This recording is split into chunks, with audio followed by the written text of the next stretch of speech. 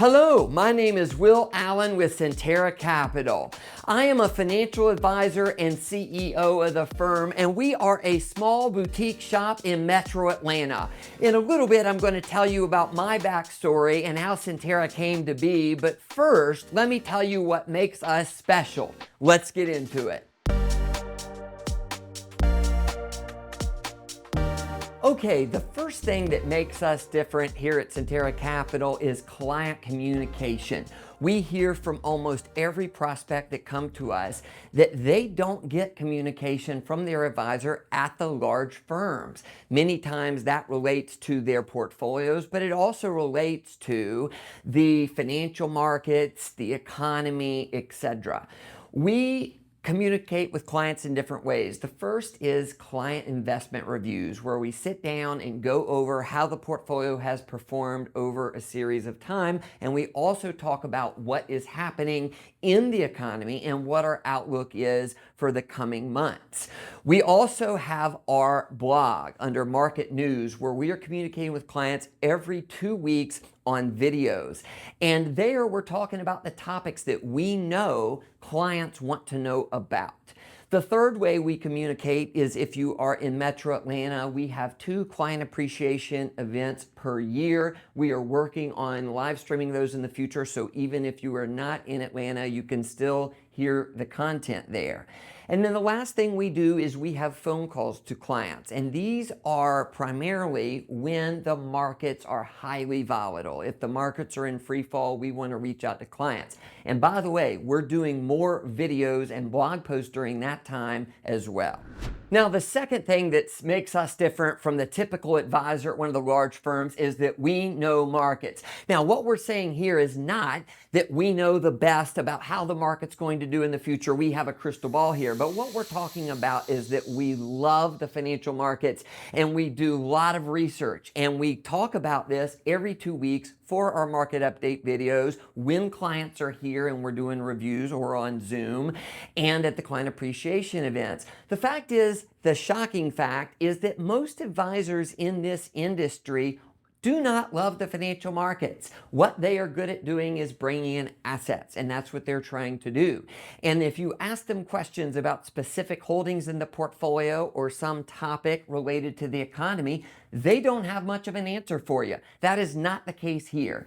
That is something that I love, and clients know that the second that they sit down with me.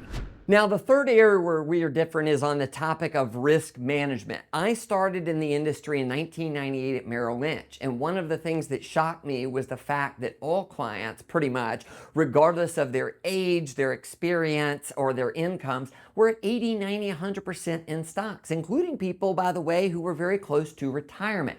Their financial projections, if any were done, were with rose-colored glasses and assumed everything would go fantastic, which was a little bit understandable in that a lot of these advisors had grown up in the 80s and 90s when the stock market went up a lot without a lot of volatility. Of course, the dot-com bubble changed that. The stock market dropped substantially, and it blew up the retirement for a lot of these people. I realized I didn't want to see that happen. So when I went independent, we made risk management a big part of our firm, where we do a financial projection up front and then come back and reevaluate that on an annual basis to make sure that every client is taken care of. Now, a little bit about my backstory. In my junior year of high school in 1996, our economics teacher gave us a project where they gave us an amount of money and we had to invest in stocks. And whoever had the most money at the end of the semester won.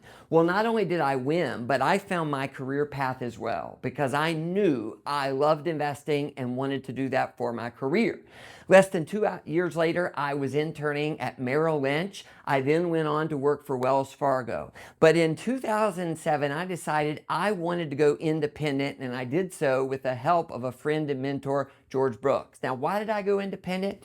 Because at the large firms, the bottom line was that you're just a number if you're a client there. And also, if you don't have 2 million, 5 million, 10 million plus, you really don't matter. I also didn't like the fact that there was not a lot of client communication and not a lot of risk management being done. Lastly, there was a big difference in a model, and that was under the broker-dealer model, you were in a situation where brokers are getting commissions for products they sell. Once I went independent in 2011, we changed the firm to Cetera Capital, an RIA, where we are a fiduciary. We do not get commissions for selling products. Since then, we've grown from over 5 million in client assets we manage to over 100 million today, thanks to our current clients. So what's next? If you are new to Cetera Capital, we have a 3-meeting process. You can reach out to us via the contact page, and that process is designed to see if we are a good fit for each other. You know, the fact is that we have been through the dot-com bubble, the financial crisis, the COVID economic shutdown. We know how to steer client assets through challenging times. Again, we are looking for people who are a good fit for what we do well. We are a boutique firm where you are not just a number. We hope to hear from you. Take care.